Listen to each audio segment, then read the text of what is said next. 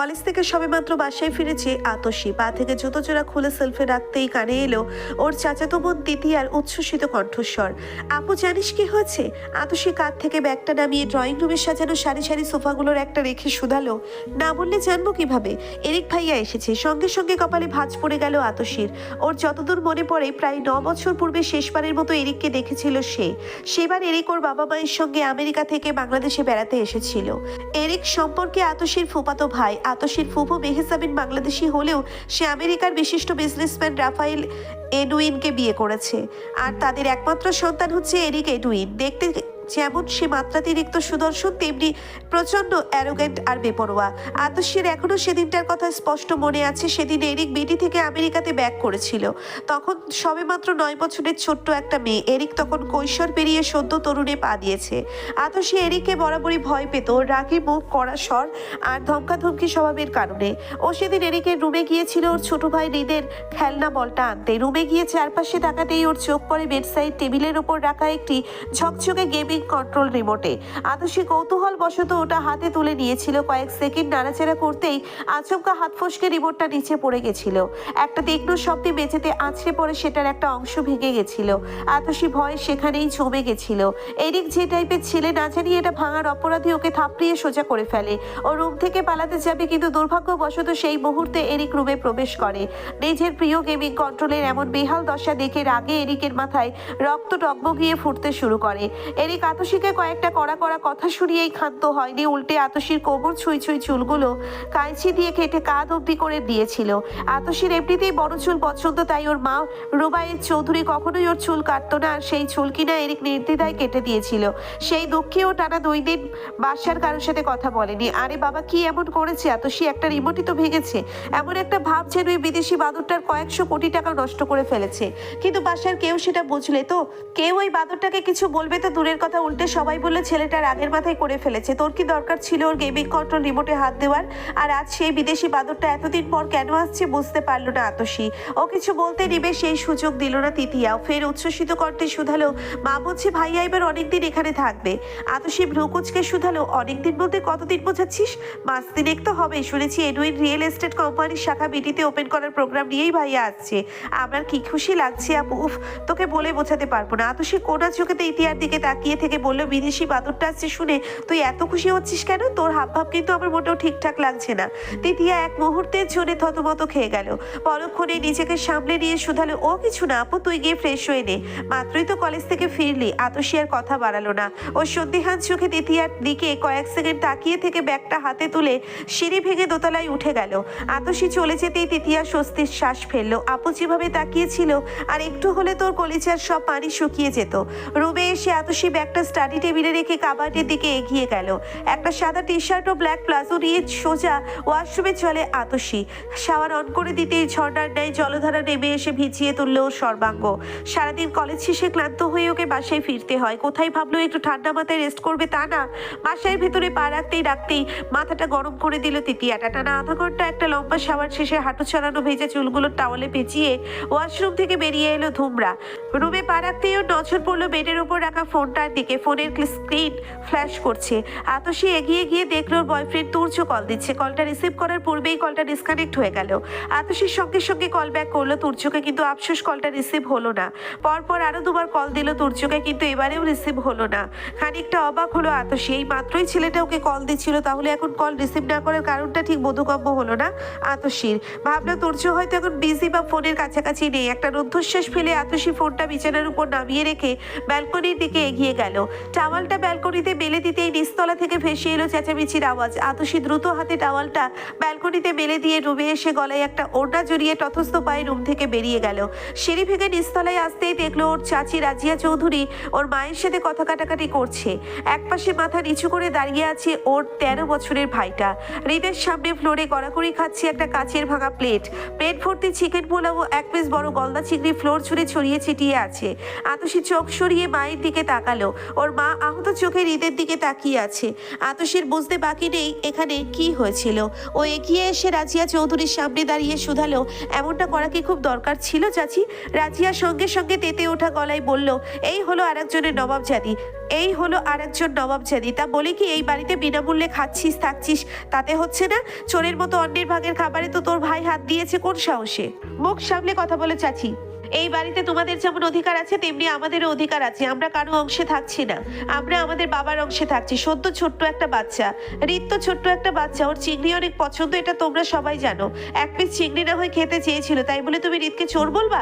রাজিয়া ঠোঁট বাঁকিয়ে তার ছেলের হাসি হাসলো।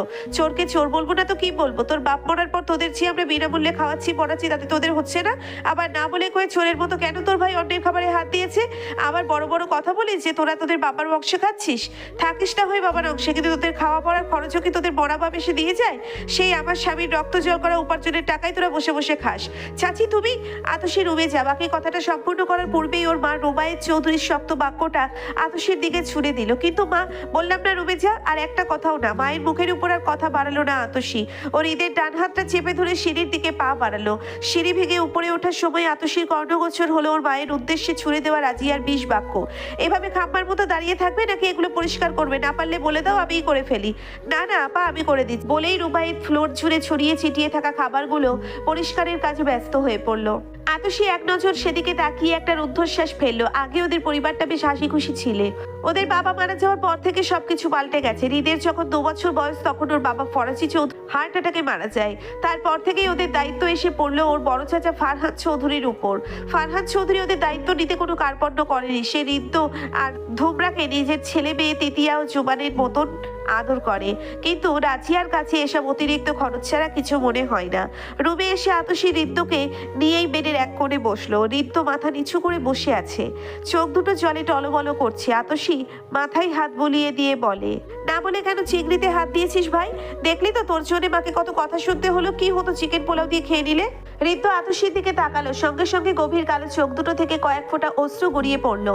একটা চাপা শ্বাস ফেললো আতসী। অতঃপর আস্তে ধীরে শুধালো, তুই এখন বড় হচ্ছিস, তোকে বুঝতে হবে সবকিছু। এখনো যদি এমন ছেলে মানুষই করিস তাহলে কিভাবে চলবে বল? হৃদ্য সঙ্গে সঙ্গে আতসীর বুকে ঝাঁপিয়ে পড়ে ফুপিয়ে কেঁদে ফেললো। আতসী যত্ন সহকারে হৃদের ঘন কালো চুলে হাত বুলিয়ে দিতে লাগলো। হৃদ্য কয়েক মুহূর্ত পর কান্নারত কণ্ঠে শুধালো, আমি আর কখনো এমন করবো না আপু, আর কখনো চিংড়ি মাছ খাবো না। মাকে আমার জন্য আর কথা শুনতে হবে না। আতসীর কাজল টানা চোখ দুটোই এক ফোঁটা জল জমে উঠলো। তবে ও হৃদ্যের অগোচরে হাতের উল্টো পিঠে চোখের জলটুকু মুছে ফেলে শুধালো, এখন কান্না থামা, চল গিয়ে পড়তে বসবে। নেক্সট উইকে তোর এক্সাম ভুলে গেছিস? হৃদ্য মাথা নেড়ে উঠে দাঁড়ালো। ও দরজার দিকে এগোতেই আতসী ফের শুধালো, বিকেল 4টেয় রেডি হয়ে থাকিস, তোকে নিয়ে সামনের পার্কটায় গিয়ে হেঁটে আসবো। বাড়ি ফেরার সময় দুজনে মিলে তোর ফেভারিট চকলেট আইসক্রিম খাবো, চলবে? সহসাই হৃদ্যের শিশু সুলভ ঠোঁটের কোণে হাসি ফুটে উঠলো। উচ্ছ্বসিত কণ্ঠে শুধালো, সত্যি বলছিস আপু? সত্যি। তবে এখন গিয়ে পড়তে বস, না হলে কিন্তু যাবো না। এই তো আপু, আমি এখনই পড়তে বসছি। হৃদ্য আর দাঁড়ালো না। ও দ্রুত পায়ে রুম থেকে বেরিয়ে গেল। আতসী ভাইয়ের যাওয়ার পানে তাকিয়ে মৃদু হাসলো। ওর ভাইয়াটাকে খুশি করতে খুব বেশি কষ্ট করতে হয় না। দুটো আইসক্রিমের কথা বললেই ছেলেটার মন খারাপ নিমেষেই উধাও হয়ে যায়। বেলা ঘড়িয়ে সূর্যটা পশ্চিম আকাশে হেলে পড়েছে। আকাশ কমলা রঙে সেজে উঠেছে। ঝড়ের গতিতে একটা চকচকে নিউ টয়োটো কার এগিয়ে চলেছে যানজটে ঠাসা রাজপথ ধরে। ড্রাইভারের পাশের সিটে বসে আছে এরিক। একেবারে নির্বিকার ভঙ্গিতে আইপ্যাডের স্ক্রিনে আঙ্গুল চালাচ্ছে সে। চোখে মুখে কোনো ক্লান্তির চাপ নেই, যেন টানা কয়েক ঘন্টার লং জার্নিটা ওর কাছে কিছুই না। বাদামি সিল্কি চুলগুলো এলোমেলো, নীলাভ চোখের দৃষ্টি ঠান্ডা আর হিসেবি। গাড়ির ব্যাক সিটে বসে আছে ওর বন্ধু সায়ন, রনিয়া আর লিওয়ান। টানা সফরের ক্লান্তিতে সায়নের কাঁধে মাথা রেখে নিশ্চিন্তে ঘুমে ডুবে আছে রনিয়া। নিঃশ্বাসের কারণে ঠোঁটের সামান্য নড়াচড়া স্পষ্ট। সায়ন এক হাত দিয়ে ওকে আঁকড়ে ধরে বসে আছে। এদিকে জানালার পাশে মাথা রেখে নিশ্চিন্তে বাইরের দিকে একাগ্র চিত্তে তাকিয়ে আছে লিওয়ান। চোখে বিস্ময় আর কৌতূহল। বাংলাদেশে এটাই তার প্রথমবারের মতো আসা। চারপাশের দৃশ্য বেশ ভালোভাবেই উপভোগ করছে সে। সায়নের জন্য এসব দৃশ্য নতুন নয়। ভারতীয় নাগরিক হওয়ার সুবাদে এই পরিবেশ তার কাছে স্বাভাবিকই লাগে। এই মুহূর্তে সে ব্যস্ত নিজের প্রিয়তমার ঘুমন্ত মুখ দর্শনে। খুব শীঘ্রই দুজনে বিয়ের পিড়িতে বসবে। এমন সময় গাড়িটা প্রচন্ড ঝাঁকুনি দিয়ে হার্ট ব্রেক করলো। এমন আকস্মিক ব্রেকে তিনজনের মনোযোগ ছিন্ন হলো। এরিকের হাত থেকে আইপডটা ছিটকে পড়ে যেতে নিয়েও শেষ পর্যন্ত কোনো রকমের সামলে নিল নিল সে।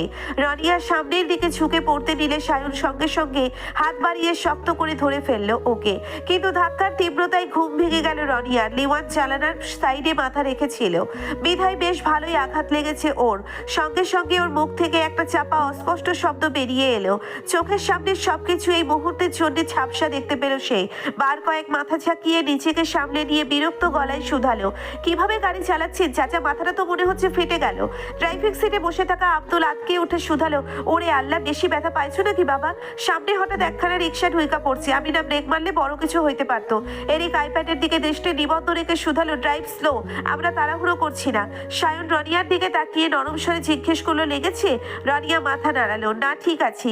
লিওয়ান কপালে হাত বুলিয়ে এক ঝলক জানালার বাহিরে তাকিয়ে ফের এরিকের দিকে তাকালো। আচ্ছা এরিক, আর কত সময় লাগবে বলতো তোর নানুর বাড়ি যেতে? 1.5 ঘন্টা যাবত তো গাড়িতেই বসে আছি। আব্দুল স্টিয়ারিং ঘুরিয়ে হাসি মুখে বলল, এই তো বাবা চলে আসছি, আর 10 মিনিটের মধ্যেই আমরা পৌঁছাই যাবো। 10 মিনিটের কথা বললেও গাড়িটা চৌধুরী ভিলায় এসে পৌঁছালো পাক্কা 20 মিনিট পর। তিনজনেই গাড়ি থেকে নেমে দাঁড়িয়ে সামনে থাকা বিশাল দোতলা ডুপ্লেক্স বাড়িটার দিকে তাকালো। পরিপাটি আঙিনা, চারপাশে সাজানো গাছপালা, আর বাড়িটার আর্কিটেকচারে রয়েছে ঠান্ডা রচিসের স্পষ্ট ছাপ। রনিয়া বাড়িটার দিকে তাকিয়ে থেকে বিমুগ্ধ কণ্ঠে শুধালো, বাহ, বাড়িটা তো বেশ সুন্দর। এই বাড়ির লোকেদের রুচির প্রশংসা না করে থাকতে পারলাম না। লিওয়ান তারা দেওয়া গলায় শুধালো, ওসব পরে দেখা যাবে, চল এরিক আগে ভেতরে যায়, প্রচন্ড খিদে পেয়েছে। রনিয়া মৃদু হাসলো। সায়ন বিরক্ত কণ্ঠে শুধালো, হ্যাঁ তোর তো আছে, কেবল খাই খাই। আমি বুঝি না তুই কিভাবে আমেরিকায় 10 জন টপ মডেলের মধ্যে একজন হলি। আমি তো জানি মডেলদের খাবার দাবার মেনটেন করে চলতে হয় যেন বডি ফিট থাকে, আর তুই যেখানে যাস সবার আগে কেবল খাবারের খোঁজ করিস। লিওয়ান চোখ কুচকে সায়নের দিকে তাকায়। আমাকে তোর কোন দিক দিয়ে আনফিট মনে হয় শুনি? আনফিট হলে কি গুচি, প্রাদা, আরমানি এসব ব্র্যান্ডগুলো আমার সঙ্গে কাজ করার জন্য উদ্গ্রীব হয়ে থাকতো? মানছি নিউ নিউ প্লেসে গেলে আমি ওখানকার ট্র্যাডিশনাল খাবারগুলো ট্রাই করার চেষ্টা করি ডিফারেন্ট টেস্টের জন্য, বাট এর মানে এই নয় আমি অযথা বেশি বেশি খাই। এরিক বিরক্ত করতে শুধালো, এই তোরা থামবি? চল ভেতরে চল, আমাদের ফ্রেশ হওয়া দরকার। তিনজন বাড়ির ভেতরের দিকে এগিয়ে গেল। এদিকে আব্দুল গাড়ির ডিকি খুলে একে একে ওদের লাগেজ নামাতে ব্যস্ত হয়ে পড়লো। সবার আগে মেইন রোডের সামনে এসে দাঁড়ালো লিওয়ান। এমন সময় ঝপ করে এক বালতি নোংরা পানি ওপর থেকে সোজা এসে পড়লো লিওয়ানের উপর। সঙ্গে সঙ্গে ওর পুরো শরীর কাদা জলে মাখামাখি হয়ে গেল। লিওয়ান হতভম্ব হয়ে গেল। পরনের সাদা শার্টটা ভিজে একাকার, জেল দিয়ে সেট করা চুল বেয়ে টপ টপ করে ফোঁটা ফোঁটা পানি গড়িয়ে পড়ছে। কি হলো, কেন হলো? এক মুহূর্তের জন্য কিছুই বুঝতে পারলো না সে। ওর মুখ থেকে আধখানা বাক্য বেরোনোর পূর্বেই পেছন থেকে সায়ন আর রনিয়া এসে দাঁড়ালো ওর পাশে। এরিক হাতের আইপ্যাডটা নামিয়ে লিওয়ানের পাশে এসে দাঁড়ালো। তিনজনই স্তব্ধ চোখে লিওয়ানের দিকে তাকিয়ে আছে। লিওয়ান কাঁদো কাঁদো মুখ করে এরিকের দিকে তাকালো। এরিক, তোদের বাসায় এভাবেই ওয়েলকাম জানানো হয়? রনিয়া হতভম্ব কণ্ঠে বলল, ও মাই গড, এসব কিভাবে হলো? এদিকে সায়ন প্রাণপণ চেষ্টা করছে হাসি চেপে রাখতে। ও ঠোঁট কামড়ে অন্যদিকে মুখ ঘুরিয়ে দাঁড়িয়ে আছে। আমেরিকার টপ মডেল যার billboard New York, Los Angeles, California জুড়ে টাঙানো, আর এখানে তাকে নোংরা পানি দিয়ে ওয়েলকাম জানানো হয়েছে। সায়ন হাসলে নিশ্চিত লিওয়ান রেগে বেগে ওর পিঠে 2-4 ঘা বসিয়ে দেবে, তাই কোনো রকমে নিজেকে সামনে রাখলো সে। এরিক দাঁত চেপে তীক্ষ্ণ গলায় শুধালো, হোয়াট দ্য হেল? এমন সময় আব্দুল লাগেজের ট্রলি নিয়ে সামনে এগিয়ে এলো। দরজার সামনে এসে ওদের এই অবস্থা দেখে সে একেবারে আতকে উঠলো। হাই হাই, এসব কি কইরা হইল? তুমি দেখে কাদা পানিতে মাখামাখি হইয়া গেছো। লিওয়ান নিজের জামা থেকে পানি ছড়াতে ছড়াতে বিরক্ত কণ্ঠে শুধালো, আমেরিকা থেকে এত দূর এসে তোমাদের বাসায় নোংরা পানি নিয়ে ওয়েলকাম পেলাম, অসাধারণ। বাক্য সম্পূর্ণ করার শেষ মুহূর্তে লিওয়ান মাথায় একটা বিষয় নিয়ে খটকা লাগলো। দরজা তো এখনো খোলা হয়নি, তার মানে পানি উপর থেকে পড়েছে। ও সঙ্গে সঙ্গে মাথা তুলে ছাদের দিকে তাকালো। একই সঙ্গে এরিকও উপরে তাকালো। ছাদে কাউকে দেখা না গেলেও স্পষ্ট দেখা যাচ্ছে ছাদে রেলিংয়ের বাইরে একটা সাদা স্কার্ফের অংশ ঝুলে আছে। এরিকের চোয়াল শক্ত হয়ে গেল মুহূর্তেই। কপালে নীলাভ শিরা ফুলে ফেপে উঠলো। ওর বুঝতে বাকি নেই কেউ ইচ্ছেকৃতভাবেই কাজটা করেছে। এদিকে ছাদের রেলিং ঘেঁষে বসে আছে আতশী। বুকের ভিতরটা ভয় ধরপড় করছে। হাত পা ঠান্ডা হয়ে গেছে, কান দুটো ঝাঁঝা করছে। নিচ থেকে ভেসে আসা কণ্ঠগুলো স্পষ্ট শুনতে পাচ্ছে সে। নোংরা পানিটা আসলে ওই ফেলেছে। পানিটা আসলে ফেলতে চেয়েছিল ওর চাচাতো ভাই জুবানকে লক্ষ্য করে। তিথিয়া বলেছিল জুবান 5 মিনিটের মধ্যে বাড়ি ফিরেছে, তাই তাড়াহুড়োতেই আতশী না তাকিয়েই বালতিটা উল্টে দিয়ে। কিন্তু ভাগ্যের নির্মম পরিহাস, দরজার সামনে এসে দাঁড়ালো অন্য একজন। যেই মুহূর্তে আতশী বুঝলো ভুল জায়গায় ভুল কাজ করে ফেলেছে, সেই মুহূর্তেই মনে হলো মাথার উপর আকাশ ভেঙে পড়েছে। ভয়ে ও সঙ্গে সঙ্গে নিচু হয়ে বসে পড়েছে। তবে তাড়াহুড়োর মধ্যে আতশী খেয়াল করেনি ওর সাদা স্কার্ফের একাংশ ছাদে রেলিংয়ের বাইরে ঝুলে আছে। নিচে দাঁড়িয়ে থাকা এরিকের বাজ পাখির ন্যায় তীক্ষ্ণ দৃষ্টি ঠিক ওর স্কার্ফটার দিকে আটকে আছে।